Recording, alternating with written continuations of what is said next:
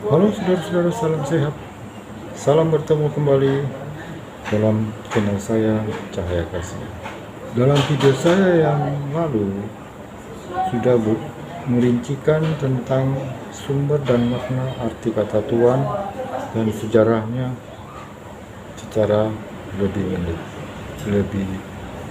lengkap. Namun kali ini saya detailkan lagi secara slide bagaimana hierarki penemuan kata itu sejarahnya sampai disebut dimaknai Tuhan sebagai sebutan gelar dan dimaknai berbeda sebagai Sang Ilahi. Saudara-saudara, berikutnya saya coba mengupas tentang pemakaian pada nama kata Allah dalam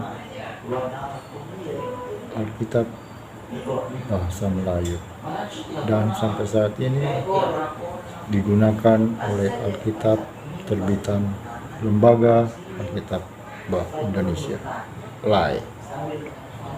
Kata Allah adalah berasal dari bahasa Arab, yaitu sebutan gelar sesembahan. Kata Allah terdiri dari dua, yaitu al dan lah. Al itu berarti satu-satunya, sedangkan lah itu maha kuasa. Jadi satu-satunya maha kuasa yang disembah.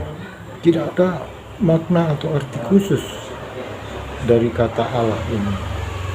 Maksudnya bukan juga sebagai nama dari Sang Pencipta. Mungkin dari ajaran agama Islam berpandangan lain lah.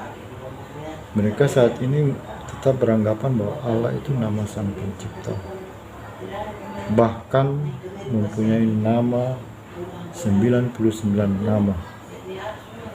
Itu menurut ajaran mereka. Tapi ajaran Kristen memaknai kata Allah ini adalah sebagai sebutan gelar kehormatan sesuatu yang disembah atau tokoh yang disembah, tokoh maha agung, maha mulia yang disembah. Mengapa demikian? Karena dari sisi tradisi bangsa Yahudi, mereka menyebut sembahannya itu adalah Elohim atau Adonai. Bangsa Yahudi atau bangsa Israel pada zaman itu tidak atau enggan sama sekali menyebutkan nama Sang Pencipta itu. Nama Sang Pencipta bangsa Yahudi yaitu ditulis oleh huruf pentagram terdiri dari 4 huruf Y, H, W, H. Kalau tidak ada huruf vokalnya, tapi dibaca secara vokal adalah Yahweh atau Yehuwa. Itu nama Sang Pencipta menurut ajaran agama Yahudi Israel. Demikian juga dengan agama Kristen. Nama satu-satunya pencipta umat Kristen adalah Yahweh tadi. Sebutan yang sangat sakral ini dan sangat dihormati jarang sekali dipakai penyebutannya untuk dalam melakukan ritual-ritual sembahan kepada Sang Kuasa. Bangsa Yahudi atau bangsa Israel hanya menggunakan sebutan gelar sesembahannya. Oleh karena itu mereka menggunakan kata Elohim sebagai pengganti nama pribadi Sang Pencipta. Itu tadi, yaitu Yahweh. Jadi Elohim kadang disebutkan Adonai. Nah, di sini Alkitab bahasa Ibrani Perjanjian Lama digunakan oleh Leidecker, ahli bahasa dari Belanda, untuk menerjemahkan Alkitab bahasa Melayu pada tahun 1733 itu menggunakan padanan kata dari bahasa Melayu, yaitu Allah. Allah sendiri dipakai perbendaharaan katanya dari bahasa Melayu, sebenarnya bersumber dari bahasa Arab. Dan akhirnya kata Elohim dalam terjemahan bahasa Alkitab bahasa Ibrani ke bahasa Melayu menjadi Allah sebagai padanan katanya.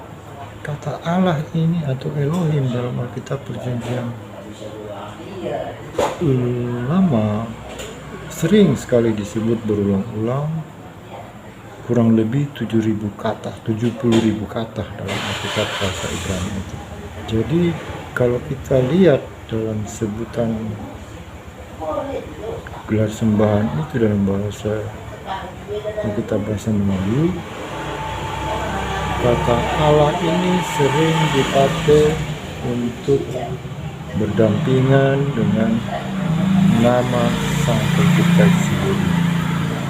Jadi contohnya dalam bahasa Melayu, Allah itu disebut dalam bahasa Ibrani Elohim, sedangkan kalau disebut Tuhan Allah itu dalam bahasa Ibrani disebutkan Elohim Yahweh. Dalam bahasa Melayu, tulisan nama Sang Pencipta itu ditulis menjadi padanan katanya, hurufnya huruf besar dari 5 huruf tadi. Tuhan ditulis huruf besar T-U-H-A-N. Jadi Tuhan ini dalam huruf besar semua tadi adalah padanan kata dari sebutan nama Sang Pencipta Yahweh. Oleh sebab itu dalam Alkitab Ibrani kalau menyebutkan Elohim Yahweh atau sembahan kepada Yahweh, itu dimaknai dalam terjemahan Alkitab bahasa Melayu menjadi Allah Tuhan atau Tuhan Allah. Tuhannya dalam huruf besar semua. Ini bisa kita lihat pada Alkitab terjemahan sekarang terbitan Lembaga Alkitab Indonesia. Tuhan dalam Perjanjian Lama itu ditulis huruf besar semua. Itu adalah salinan kata dari sebutan nama Sang Pencipta, yaitu Yahweh. Sehingga sering kali kita temukan dalam Perjanjian Lama sebutan Allah, Tuhan atau Tuhan Allah.